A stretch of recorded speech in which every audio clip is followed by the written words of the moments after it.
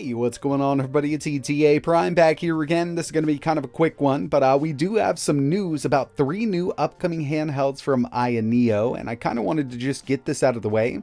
These are upcoming. Couple Indiegogos will be going live pretty soon, so definitely keep an eye out. But the first one on the list is the new AyaNeo Pocket Air. This is going to be their first Android device. Definitely looks very interesting. Next on the list, we've got the AyaNeo Air 1S, which is basically a revision of the AyaNeo Air, but instead of using a Ryzen 6000 series APU, they've opted to use a Ryzen 7000 series. We've got the Ryzen 7 7840U, so it should be packing a punch. And finally, we've got the big boy on the block, the AyaNeo KUN. So it's spelled K-U-N, and they're saying it could probably be the most powerful x86 handheld device on the market, but there's some really cool features built in here. We're not exactly sure which APU it's going to be using, but I kind of think we're going to be using a 7000 series. This is going to be the largest handheld that AyaNeo has offered because we've got an 8.4-inch display, and this also has some trackpads. So if you need those trackpads, this one might be for you. But since we've got 3 on the list here, I figured we'd just go over all of them real quick. Starting with the Air 1S, and this is definitely going to be one of the thinnest and lightest 7840U handhelds to hit the market so far. But what's going to hold this back is really going to be battery life like the older Air. Obviously, we've got that Ryzen 7 7840U, Zen 4 cores, we've also got RDNA 3 graphics, new customized cooling system, and it's comparable to a 7-inch handheld cooling system given how they have this set up. But remember, the Air is a 5.5-inch display. This is actually using an AMOLED display. It will utilize Hall-based joysticks and Hall-based triggers like a lot of the other AyaNeo devices on the market. They're adding a new dual speaker setup on this unit. ISpace 2 is coming, and hopefully we see it a little sooner than the launch of this because I'd love to run it on the AyaNeo 2S. Looking forward to all of the new software features here. It's going to weigh 400 grams, and we can take a look here. We've got that 5.5-inch 1080p AMOLED display. It's going to have a 16:9 aspect ratio, obviously coming in at 1080p. 109% NTSC. 185% sRGB, so that display will be a little oversaturated. Personally, I love this, and some of my favorite displays are AMOLED. 96% Adobe RGB and 99% DCP3, so we should have a really nice display here. 350 nits of brightness, 404 pixels per inch, and the color temperature here is definitely right on par with some of the other AMOLEDs on the market, 8500K.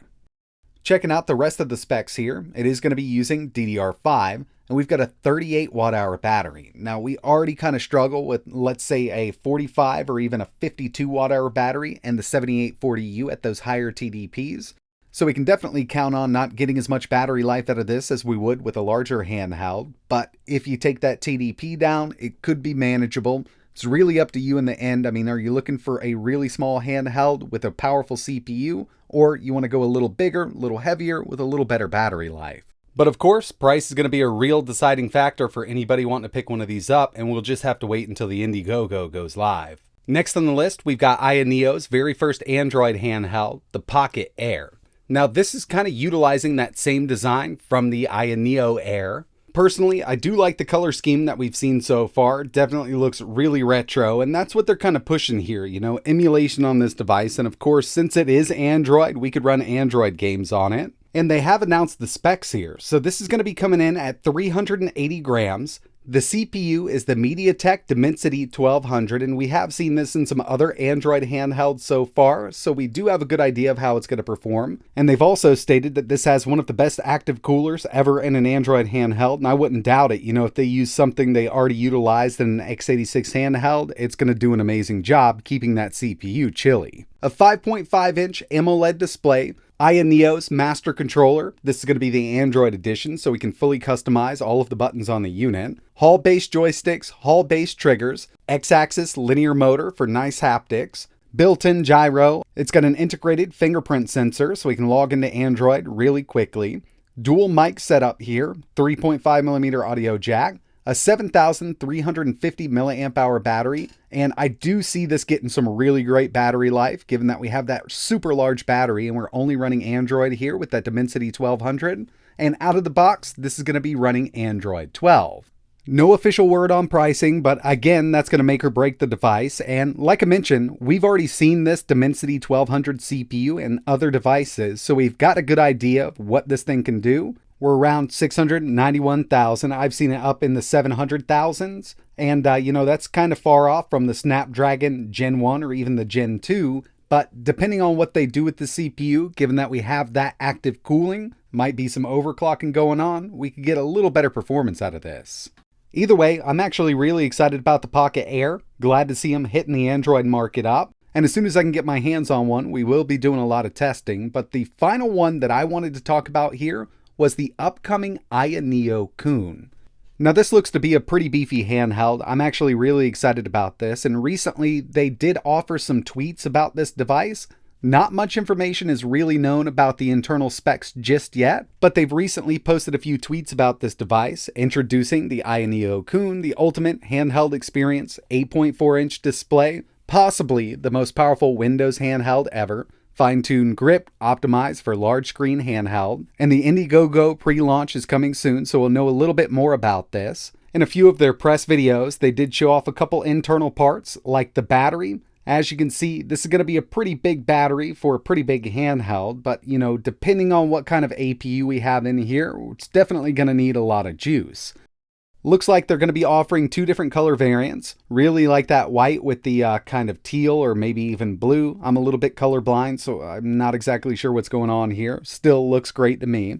Supports the Windows Hello or the facial recognition to log in. I'm not a huge fan of this. I'd rather do a fingerprint or just use a passcode, but that's just me. Some people might like this. They're touting a 75 watt-hour battery, and if this is true, yeah, it's definitely the biggest battery we've seen in one of these Windows handheld gaming PCs, and it really depends on what kind of wattage we need to push this APU at. We're not exactly sure what they're going to be using, but I have a feeling it's going to be something based on 7000 series with RDNA 3 graphics.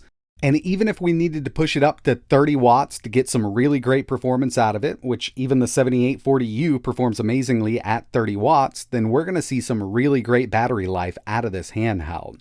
But one of the main things a lot of people have been talking about here and a lot of people are excited about are the trackpads. So these look really great. We've got a trackpad on each side. And they're 0 offset, and this means they're really almost flush mount. As you can see here, there's no raise up, there's not a huge dip going down, so they're almost flush with the exterior of the handheld, which should make it really easy to use. But yeah, obviously this is the one I'm most excited about. I love the big screen handhelds, and pushing that battery a little further, going up to that 75 watt-hour battery is pretty awesome. Depending on what APU we have here, this could definitely be the most powerful Windows handheld on the market, and even if it used something that another handheld's using now, given that we've got a larger space to keep that thing cool, bigger battery, we could push that APU wattage on up there and definitely get better performance than the others.